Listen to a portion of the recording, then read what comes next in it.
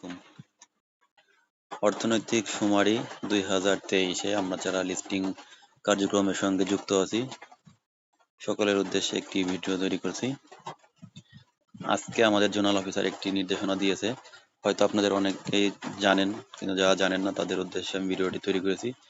সেটি হচ্ছে ট্যাবে সেভ করা বা সংরক্ষণ করা তথ্য আপডেটের বিষয়ে গুরুত্বপূর্ণ নির্দেশনা। নির্দেশনা 1, সার্ভারে প্রেরিত তথ্য আপনি সর্বোচ্চ 2 বার আপডেট করতে পারবেন।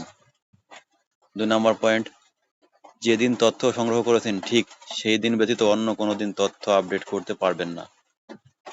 3 নম্বর পয়েন্ট, যদি কোনো তথ্য সংগ্রহকারী আজকে টেস্ট ডাটা সার্ভারে প্রেরণ করে থাকেন তাহলে যত দ্রুত সম্ভব সঠিক তথ্য দিয়ে আজকেই আপডেট করুন এবং রাত 12টার আগেই সার্ভারে প্রেরণ করুন।